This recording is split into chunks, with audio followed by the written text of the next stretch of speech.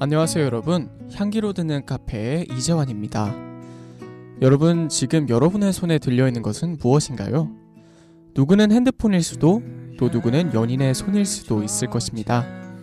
그런데 혹시 당신의 손에 커피가 들려있다면, 혹은 앞으로 들 예정이라면 커피 하나 손에 들고 커피 라디오 한 모금 가볍게 즐겨보는 것은 어떨까요?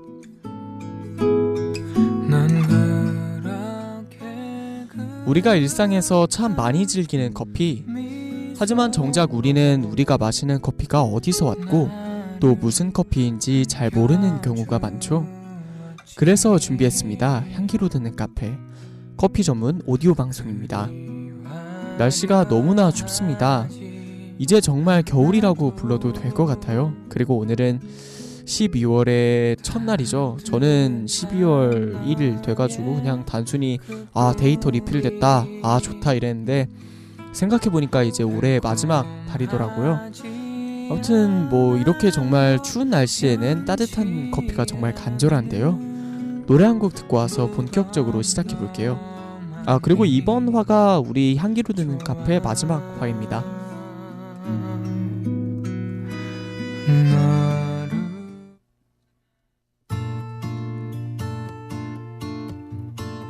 사랑을 잊었죠. 오래된 얘기죠.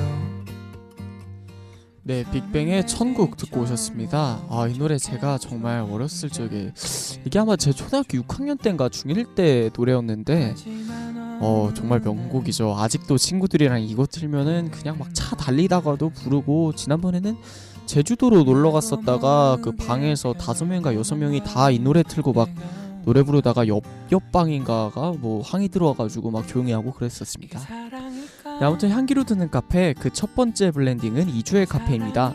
2주의 커피죠. 네, 2주의 커피는 바로 르완다인데요. 이번 화가 마지막인 만큼 어떤 나라의 커피를 소개해드릴까 생각했었는데, 마지막은 언제나 중요하잖아요. 근데 저는 이미 웬만한 나라는 이미 다 소개해드려서 많이 고민을 했었는데, 내전이라는 아픔을 딛고 아프리카 최대 커피 생산국으로 거듭난 르완다라는 나라를 소개시켜드리는 게 좋을 것 같아서 소개해드리려고 합니다. 르완다는 아프리카의 중앙에 위치한 나라로 수도는 키갈리입니다. 르완다는 국토의 대부분이 산지인 작은 나라이며 산과 언덕이 많아 1000개의 언덕을 가진 나라라고 불립니다. 나라의 별칭이 참 아름답죠. 1904년 독일 선교사에 의해 커피의 재배가 시작된 르완다는 1990년대 내전을 겪으면서 피폐해진 환경으로 커피의 생산과 수출이 거의 중단되는 상황에 이르렀습니다. 하지만 내전 종료 후 여러 단체와 기관의 지원을 받으며 20여 년에 걸쳐 복구를 진행하였고, 현재 르완다의 커피 산업은 크게 성장할 수 있었습니다. 특히 르완다의 커피 산업은 내전에서 남편을 잃은 어머니들이 자식을 위해 커피 농사를 지으면서 재건될 수 있었기 때문에 르완다의 커피는 어머니의 눈물이라고 불리기도 합니다. 현재 르완다는 스페셜티 커피의 생산국으로 도약하고 있으며 2008년 아프리카 최초로 국제커피 품평회 대회를 개최했습니다.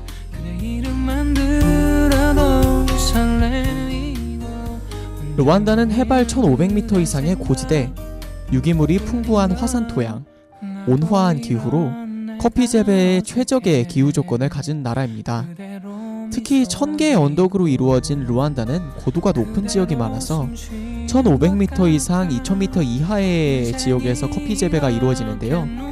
또 대규모 플랜테이션을 운영하는 다른 생산지와는 달리 주민이 협동조합의 일원이 되는 소규모 농가에 의해 커피가 재배되며 앞으로 커피 산업 발전 가능성이 높은 나라로 손꼽힙니다. 르완다 커피는 풍부한 풍미와 균형 잡힌 식맛, 좋은 밸런스로 유명하다고 하네요. 산뜻한 과일 향과 깔끔한 산미와 더불어 다크 초콜릿의 풍미를 느낄 수 있는 커피라고 합니다.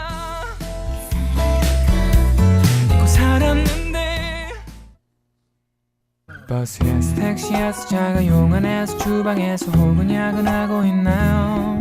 어깨는 축 처지고 다리는 쑤셔오고 머리는 천근만근 마음도 누르는데.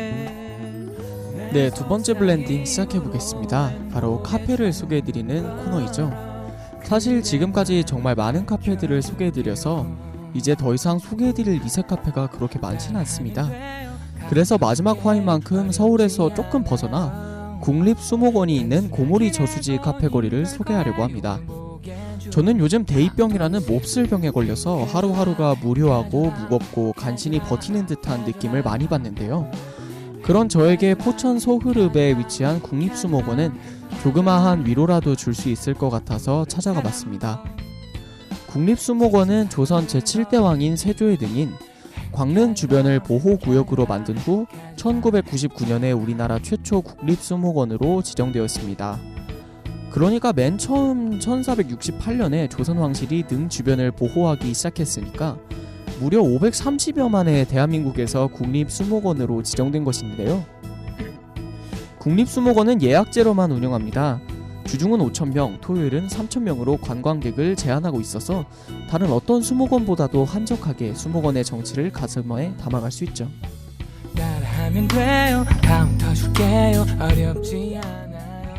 국립수목원에서 심신을 치유하고 나면 고모리 저수지로 가면 됩니다. 고모리 저수지는 홍수 예방과 농업용수 공급을 목적으로 1988년에 조성되었는데요. 현재는 수변 산책로가 조성되어 근교 데이트 코스로 많은 사람들이 찾고 있죠. 전 구간을 둘러보려면 40분에서 50분 정도는 잡아야 합니다. 주말에는 오리배를 타고 호수를 유람하는 연인들도 꽤 많죠. 주변의 분위기와 재미, 두 마리 토끼를 모두 잡을 수 있는 카페 30여 곳이 영업 중인데 사실 어느 곳을 가도 다 개성이 넘칩니다. 그 중에서도 복숭아꽃 살구꽃은 가게 주인이 18세부터 36년간 모은 진귀한 물건이 가득합니다.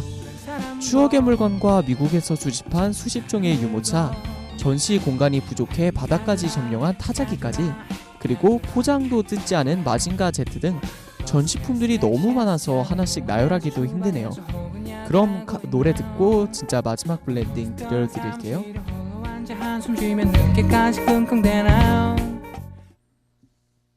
괜찮아 네가 없는 나도 괜찮아 가끔씩 생각나는 날도 괜찮아 네, 벌써 우리 라디오의 끝이 다가오고 있습니다. 마지막 코너에서는 커피에 대해 저도 몰랐고 여러분도 모르는 신박한 커피 이야기를 들려드리는 시간이죠. 항상 고정 소개 멘트로 우리 라디오의 끝이 다가오고 있다고 했는데 이제 정말 마지막입니다. 마지막이니까 제가 제일 좋아하는 초콜릿으로 향기로 드는 카페의 마지막을 장식하려고요. 카페 메뉴에서 빠지지 않는 카페 모카는 에스프레소와 초콜릿 시럽, 스팀 우유를 함께 섞은 메뉴입니다. 카페 모카뿐만 아니라 많은 프랜차이즈 커피 전문점에서는 커피와 초콜릿을 결합한 다양한 신메뉴를 내놓는데 엔젤모로 시작하는 어떤 곳에서는 에스프레소 투샷과 다크초콜릿, 시나몬을 혼합한 더블샷 시나몬 초코를 내세웠고 할리모로 시작하는 또 다른 곳에서는 초콜릿의 고장 벨기에산 다크초콜릿의 풍미를 살린 리얼 벨지안 초콜릿을, 또 카페모로 시작하는 커피숍에서는 스파이시한 너트메그와 다크초콜릿, 또 커피를 혼합한 카페 피칸테를 내놓았다고 하네요.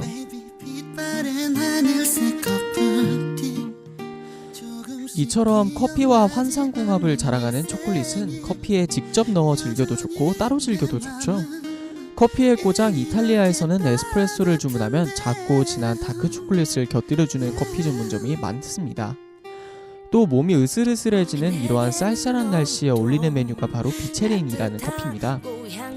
비체리는 에스프레소와 다크초콜릿 그리고 우유 거품으로 이루어진 이탈리아 전통 음료인데요. 이 위에 그 에스프레소 먼저 녹인 초콜릿을 컵에 붓고 우유 거품을 따릅니다. 그 위에 에스프레소를 가는 줄기로 조심스럽게 따르면 밑에서부터 초콜릿, 에스프레소, 우유 순으로 층이 생기는데 이렇게 만든 것을 절대 섞지 않고 마셔야 진정한 비체린의 맛을 즐길 수 있다고 하는데요. 처음에는 우유 거품의 부드러움과 에스프레소의 진한 쓴맛을 음미하고 마지막으로 다크 초콜릿의 풍부한 단맛을 즐길 수 있다고 하네요. 네, 지금까지 향기로 드는 카페였습니다. 모든 라디오 중 이번 학기 처음을 열고 가장 처음으로 작별을 고하네요. 그럼 모두 안녕히 계세요. 그리고 지금까지 저와 함께 향기로 듣는 카페 같이 해준 엔지니어 감사하고 또 앞으로 잘해봅시다. 네, 그러면 지금까지 제작 진행의 이재환, 기술의 김나영이었습니다. 이제 진짜 안녕해요.